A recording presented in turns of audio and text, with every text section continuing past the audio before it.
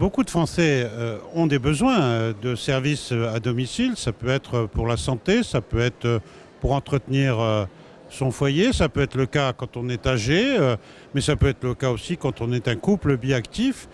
Il faut aider, accompagner l'évolution et la professionnalisation de ces activités. L'État y consacre beaucoup d'argent, des exonérations de cotisations sociales, des aides fiscales, un crédit d'impôt, autour de 7 milliards d'euros au total de renoncement à l'impôt ou aux cotisations sociales de la part de l'État. Cette année, nous avons fait une étape supplémentaire. Nous avons transformé la réduction d'impôt pour les personnes qui n'étaient pas des couples biactifs. Nous l'avons transformé en crédit d'impôt. Ça veut dire que désormais, tout le monde pourra bénéficier de 50%, alors soit de réduction d'impôt quand on en paye, soit de versement de l'administration fiscale, 50% des sommes que l'on consacre au service à la personne, que ce soit pour des particuliers employeurs ou que ce soit pour ceux qui ont recours à des entreprises ou à des associations. Ça veut dire quoi? Ça veut dire que l'on a intérêt à déclarer les services à la personne. Ça coûte moins cher quand on déclare que quand on fait travailler au noir. Et en plus, ça ouvre des droits pour les salariés, des droits à indemnité journalière quand ils sont malades, des droits à la retraite, qui n'y pensent pas toujours.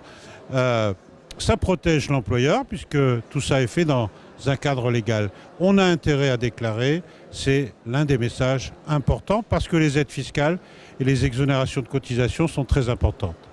Alors dans le projet de loi de finances et le projet de loi de financement de la sécurité sociale qui sont examinés en ce moment au Parlement, nous transformons la réduction d'impôt qui jusque-là réduisait les impôts de personnes qui avaient recours à des salariés à domicile, la réduisait mais en concurrence de l'impôt qu'ils payaient. Nous le transformons en crédit d'impôt.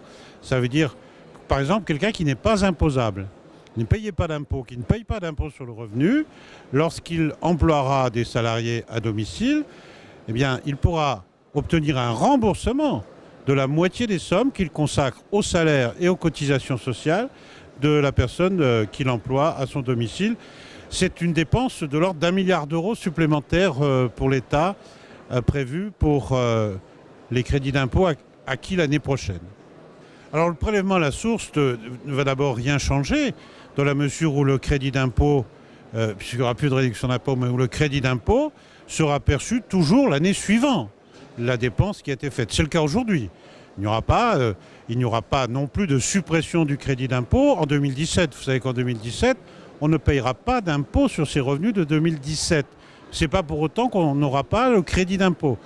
Donc, ça, c'est le premier point. Le deuxième point, c'est qu'à terme, nous proposerons, via le CESU, pour les particuliers employeurs par exemple, d'avoir un dispositif tout en un qui permettra, par exemple aux particuliers employeurs, de payer en même temps le salaire de son employé, les cotisations sociales et de faire procéder à prélèvement à la source pour son salarié lorsqu'il y en a.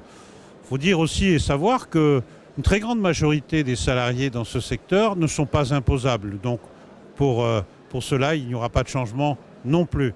C'est beaucoup plus de personnes dans ce secteur sont non imposables que dans le secteur en général. Et puis à terme, il faudra travailler, nous le faisons, pour que nous puissions immédiatement faire bénéficier du crédit d'impôt lorsqu'on verse le salaire.